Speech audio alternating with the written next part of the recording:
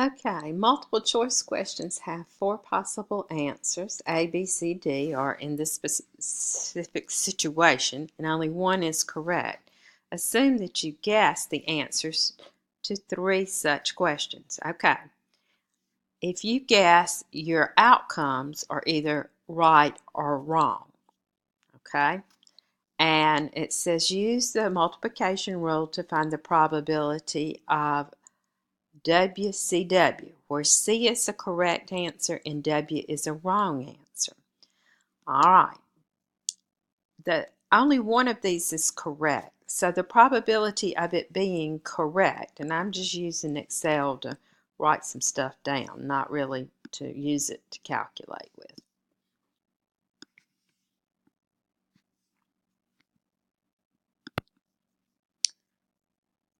Okay, well, I'm just using this Excel just to write in the information. It's just kind of handy to organize things. So what is the probability of success? That means that, what does that mean? That it is a correct answer.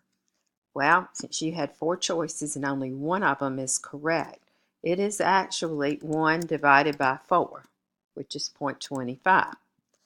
The probability of failure, which is that it's wrong, is the opposite of success. So it would be 1 minus 0.25, or 3 out of 4. You can divide 3 by 4 and you see that's 0.75. That adds up to 1. Okay, that's our setup. Now we want the probability of wrong, correct, wrong. That means two of them are wrong and one of them is correct. So the probability of the first choice here was wrong. What is that? That's a 0.75. The probability of a correct is 0.25. The probability of wrong is 0.75. So the probability of all of those together, you would simply multiply. So I'd take the first one times the second one times the third one. Or you could put that in a calculator, however you wanted to do it. That's what you get. They say to type the exact answer over here, 0.140625.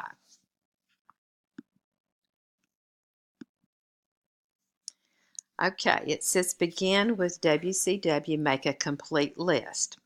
So the next time through, we want the probability of CW. I'm in the wrong spot though. The probability of CWW. And what's that going to be? Okay, the first one's going to be 0.25 for the correct. And then you'd have a 0.75 and another 0.75. And then we would take and we would say that times that times that. Oh, got the same thing. Let's see about the last one. Probability of WWC. Okay. Probability that's wrong is 0.75.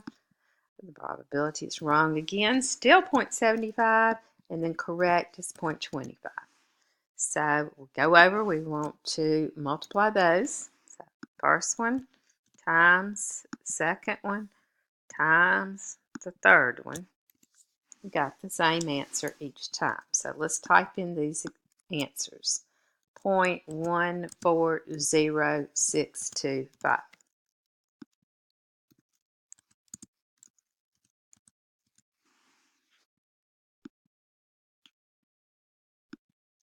Okay, and then it says based on the preceding results, what is the probability of getting exactly one correct answer when three guesses are made? Well, that's going to be the sum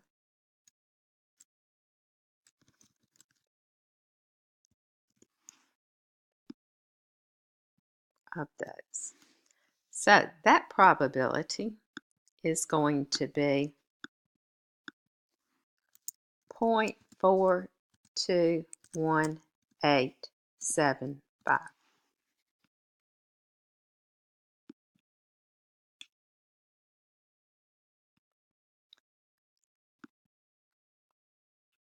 Okay, this could have been done with the TI-84 calculator, and you could have found this final answer in just one transaction, so to speak. So we want to find the binomial. You're looking for so we did second vars, which is distribution, and we're looking for binomial, and you want PDF. PDF is when it's equal to a number. CDF stands for cumulative. So I've got binomial PDF. How many trials did we have?